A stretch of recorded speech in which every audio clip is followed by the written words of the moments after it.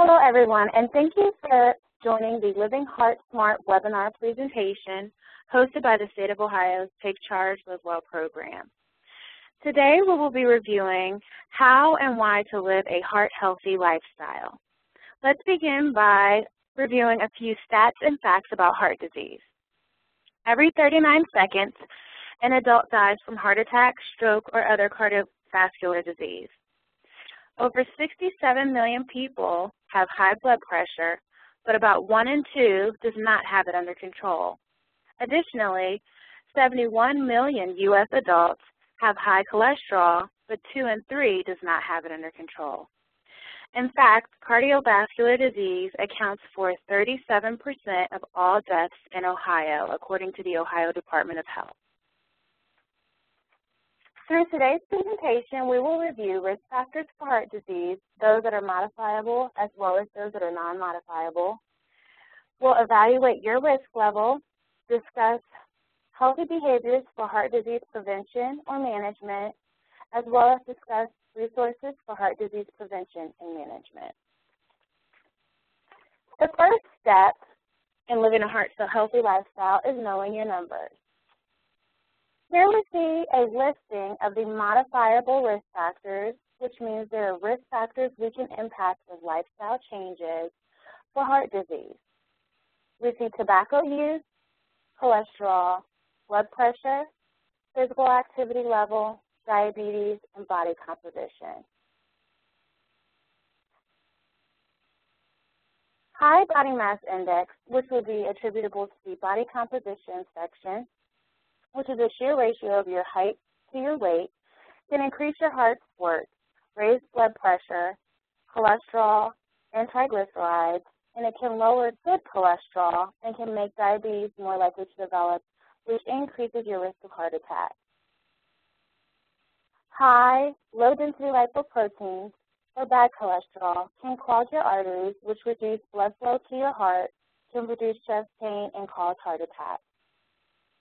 High triglycerides can contribute to the hardening of your arteries or thickening of artery walls, which can increase your heart attack and heart disease risk.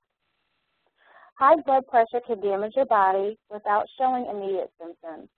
It's a result of your heart working too hard, which can lead to narrowing and damaged arteries, aneurysm, coronary artery disease, and enlarged left heart and heart failure. High blood sugar, or glucose, can damage vessels that supply blood to the heart and other organs. Controlling blood sugar can help you avoid or manage diabetes and its effects on your heart. We'll be discussing each of these modifiable risk factors in further detail later in the presentation. There are also risk factors that we cannot control, such as gender, increasing age, and hereditary, so your genetic risk factor for heart disease. Over 83% of people who die from coronary heart disease are 65 or older. Men have greater risk than women for heart attacks earlier in life. Heart disease risk is also higher among Mexican Americans, American Indians, Native Hawaiians, and some Asian Americans, as well as African Americans. Most people with a strong family history also have one or more of the modifiable risk factors.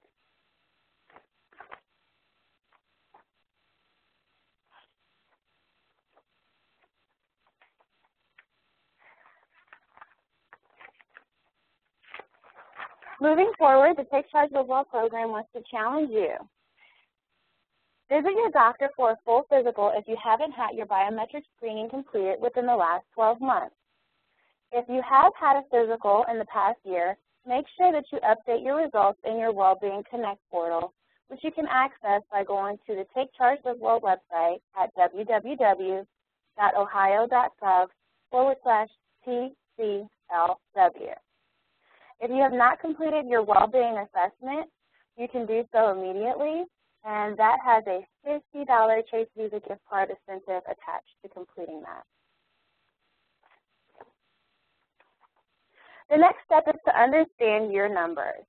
And one of those first categories that we're going to review is your body mass index. So through this section, we'll be looking at how you connect your screening results to your risk for heart disease. And as we discussed before, excess weight increases your heart work. So you can calculate your body mass index or your BMI through the Take Charge Live Well website. There's a BMI calculator link on there. And like we previously discussed, it's simply a ratio of your weight to your height, and you'll come out with a number. You'll be provided with a number. The attached chart shows you that if your number is less than 18.5, your body mass index, that's classified as underweight. Normal weight, which is our optimal body mass index goal, is going to be between 18.5 and 24.9. Overweight is classified as 25 to 29.9, and obesity is classified as a body mass index of 30 or greater.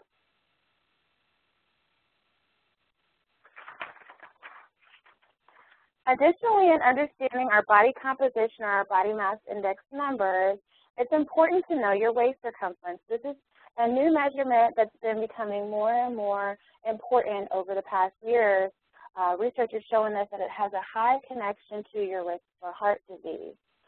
So this is in particular important for people to also assess if you fall into the normal weight or overweight categories on the body mass index. Although waist circumference and body mass index are interrelated, waist circumference provides an independent prediction of risk for heart disease over and above that of body mass index. The waist circumference measurement is particularly useful for people who are categorized as normal or overweight on the body mass index scale. The reason for this is that if most of your fat is around your waist rather than at your hips, you're at a higher risk for heart disease as well as type 2 diabetes. This risk goes up with a waist size that is greater than 35 inches for women or greater than 40 inches for men.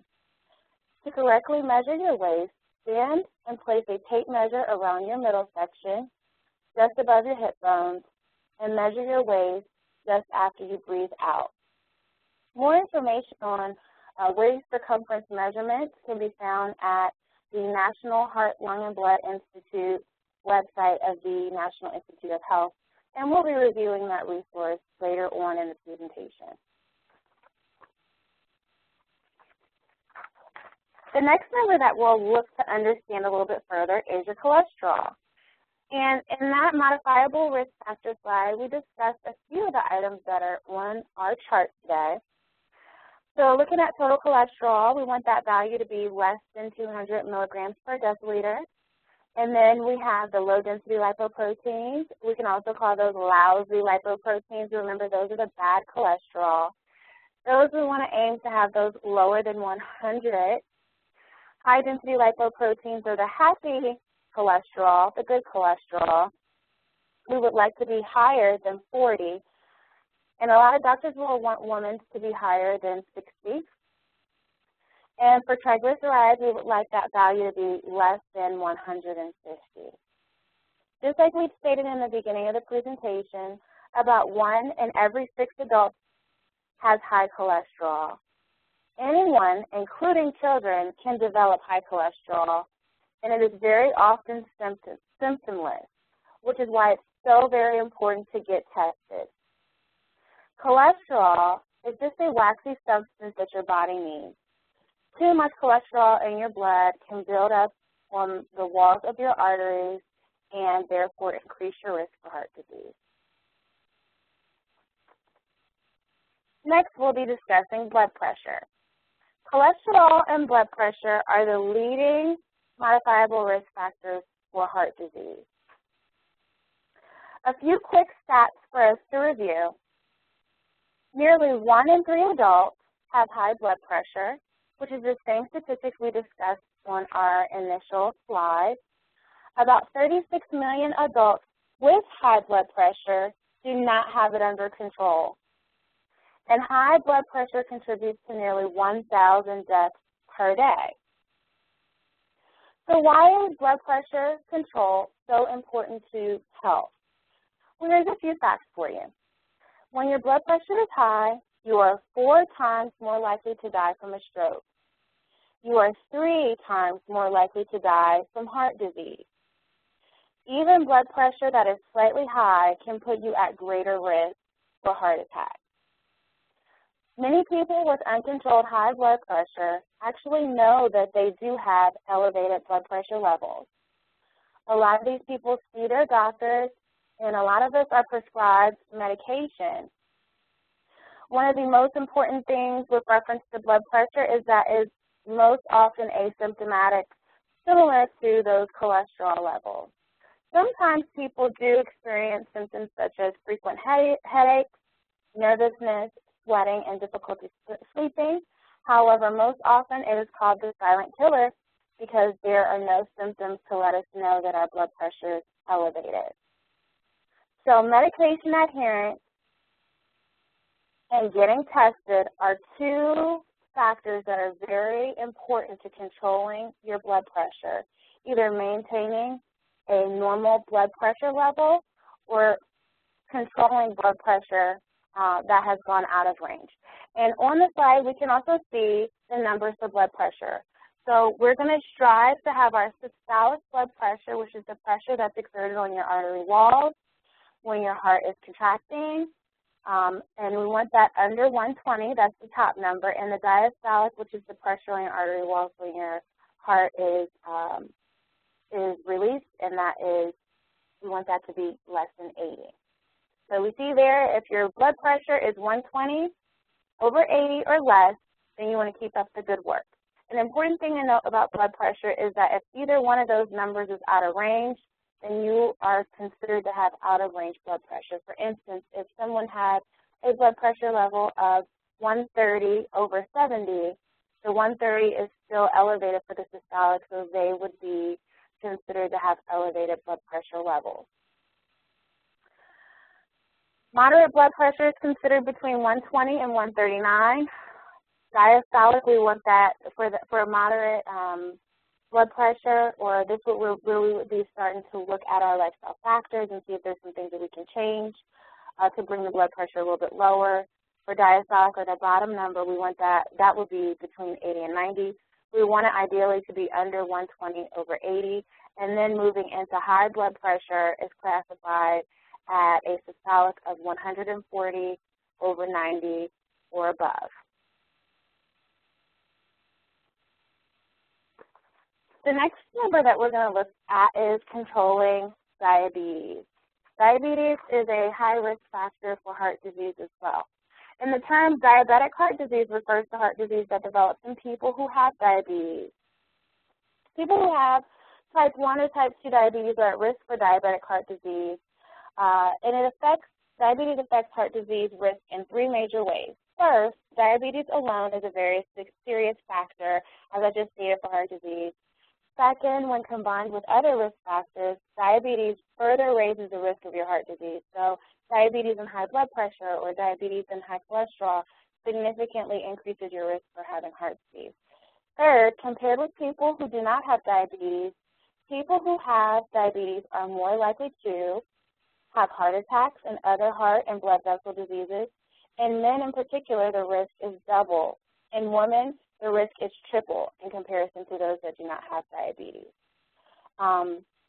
People who have diabetes are more likely to have more complications after a heart attack and develop and can develop heart disease at a younger age. Those with diabetes are also more likely to die from heart disease. The higher your blood sugar level is, the higher your risk of diabetic heart disease. Type 2 diabetes raises your risk of having silent heart disease. That is heart disease with no symptoms or no signs. You can even have a heart attack without feeling symptoms. Diabetes-related nerve damage, which is also called neuropathy, blunts heart pain quite often and may explain why symptoms are never noticed or why those chest pains are not felt. So it's really important, if you have been diagnosed with diabetes, to make sure that you're effectively managing your blood sugar levels, because you can likely thwart off or decrease your risk of developing heart disease. And if you do fall in the pre-diabetic category, then you want to make sure that you're making those changes to try to prevent or delay the onset of diabetes as much as possible. On the side, you see the 3 different tests that can be utilized to test your blood glucose levels. This is something that you should definitely discuss with your doctor. And if you recently had your physical or your biometric screening, at least one of those number tests are run on you, and you compare those results with the chart. So in understanding our numbers, let's go ahead and connect all of these factors into our screening risk, our screening results into our risk for heart disease. So up at the top, we have a 43-year-old female who has a total cholesterol of 220 milligrams per deciliter. And as we discussed in our cholesterol slide, our goal is to be under 200 for our total cholesterol. HDL level of 30, which is lower than that 40 threshold for happy cholesterol, or the HDL. She smokes, and she has a systolic blood pressure, or the top number, that is higher than 120. We see right here that hers is 130. And she's not on medication for high blood pressure. So according to the National Cholesterol Education Program, her risk score for developing heart disease is 6%. What does that mean? It means 6 of 100 people with this level of risk will have a heart attack in the next 10 years. In comparison, if we take the same 43-year-old female who has a total cholesterol level of 190, which is less than the 200 threshold, an HDL of 45, which is higher than the 40 goal, not a smoker, controls blood pressure, and is actively taking blood pressure medication to control that blood pressure, the risk score comes down to a 6, which means less than 1 out of 100 people with this level of risk will have a heart attack in the next 10 years. This is just a side-by-side sampling for you. This is actually a tool that you can use, and I will give you a website at the end of the presentation where you can go in, insert your values from your most recent screening, and find your risk score. This is a great, very helpful tool, and I encourage everyone on the presentation to explore this further and then discuss those results with your physician.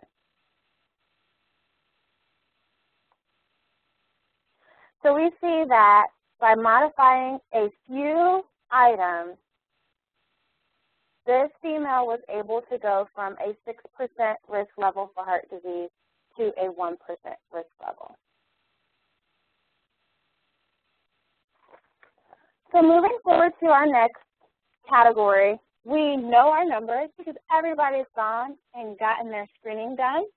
We understand our numbers and understand how those screening results connect to our risk for heart disease. The next step there will be managing your numbers.